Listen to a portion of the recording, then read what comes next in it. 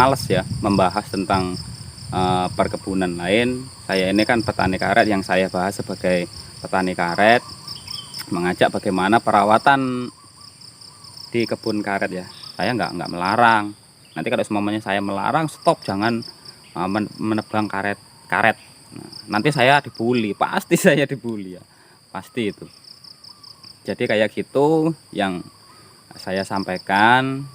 Yang mau beralih ya monggo, yang mau bertahan dari kebun karet ya monggo.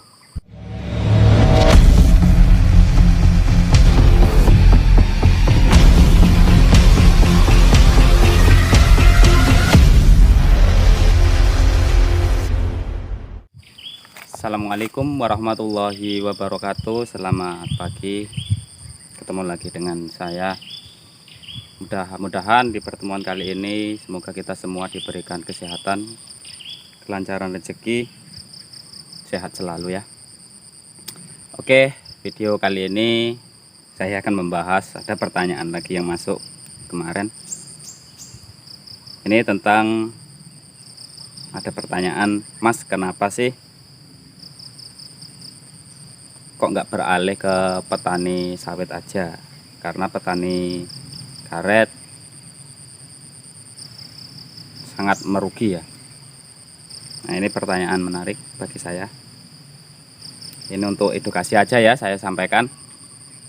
Kalau untuk saya pribadi, saya tidak akan menebang karet saya, apalagi karet saya ini masih produktif,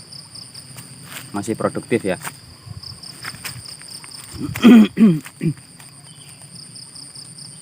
Ya kalau bisa ya kayak gini aja. Kalau seumpamanya Anda ingin beralih ke petani sawit ya monggo ya. Kalau bisa dua-duanya itu ada dua, ya kita punya kebun karet, ya kita punya kebun sawit. Apabila nanti di salah satu kebun kita mengalami penurunan, di salah satu kebun kita ada yang mengalami kenaikan, itu juga akan menolong ekonomi keluarga kita ya. Seumpamanya karet, harga karet menurun ya, sudah berapa tahun nggak naik-naik ya. Kalau di daerah tempat saya ini yang karet mingguan itu harganya 10.000 nyampe 10.500 ya.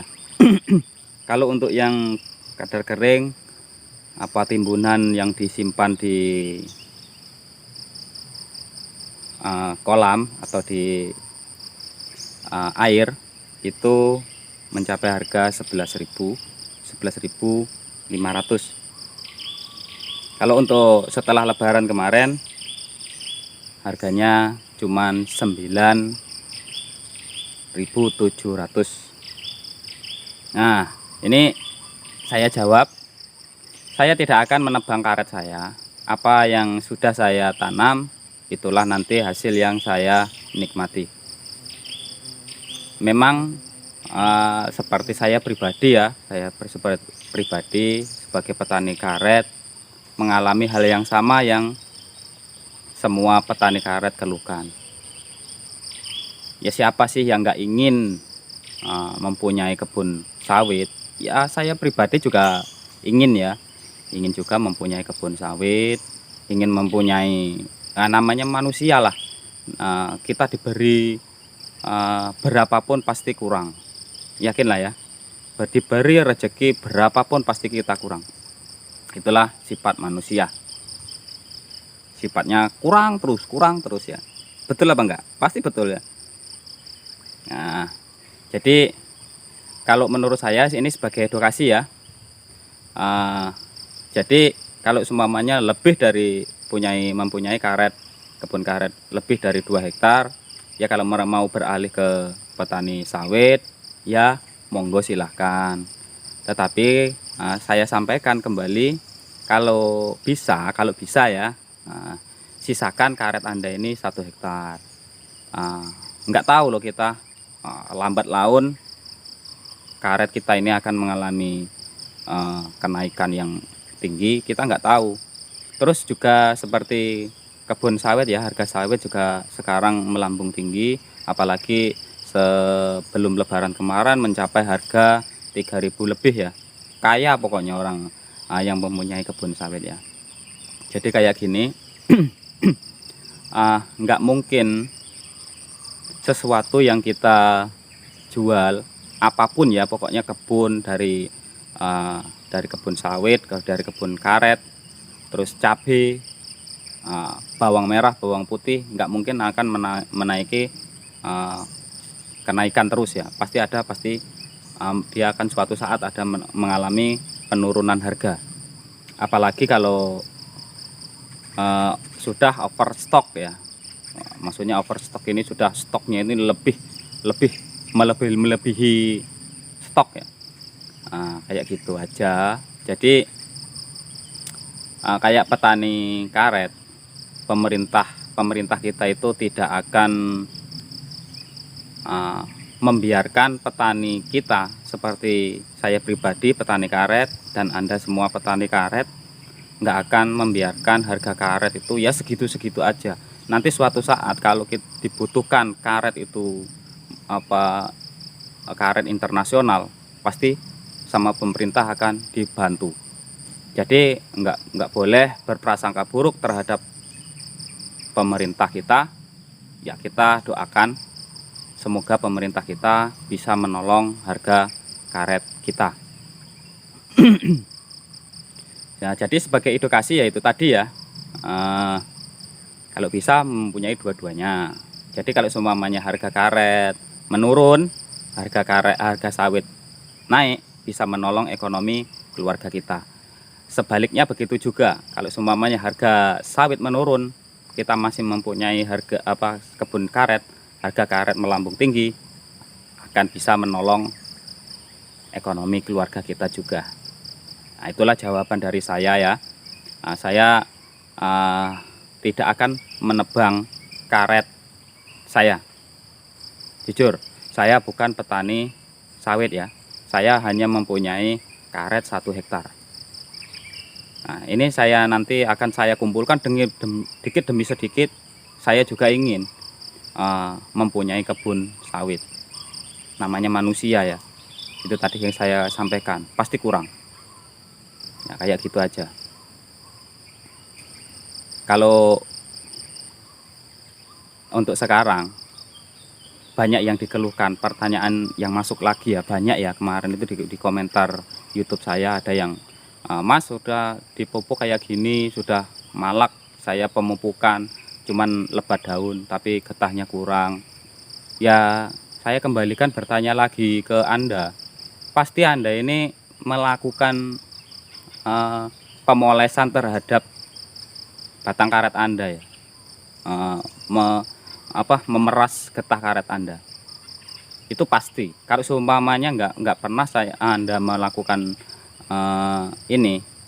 pemolesan getah karet, pasti akan normal. Getah Anda itu pasti akan normal. Contohnya seperti saya ini karet saya ini nggak pernah saya poles, tapi hasilnya masih seimbang. Masih seimbang. Saya sehari satu sadapan 45 batang ya, hampir 500. Itu saya masih satu sadapan itu hampir 50 kilo. Hampir 50 kilo. Sebenarnya obat yang saya sampaikan kan video yang kemarin itu sudah saya sampaikan. Obat poles itu tidak digunakan untuk karet yang produktif. Ya, saya ulas kembali. Jadi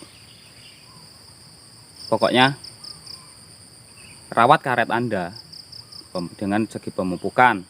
Satu ya, segi pemupukan. Cara menderes Anda itu juga harus benar. Jangan asal-asalan nyadap kanan kiri diambil. Ya itulah kesalahannya petani karet itu, bukan saya menyalahkan ya. Saya banyak, bukannya di luaran sana. Saya kalau keluar ke desa lain ada petani ada kebun karet, saya lihat itu acak-acakan cara menyadapnya itu acak-acakan, kanan kiri disadap. Nah, ini saya sampaikan ya. Apalagi karet Anda dan karet saya ini masih karet muda atau karet masih masa-masanya produktif. Ini untuk yang bertanya kemarin, yang masalah mengeluhkan getahnya kurang. Ya semuanya petani karet itu ya sama aja ya, pasti mengalami sama aja kayak gitu.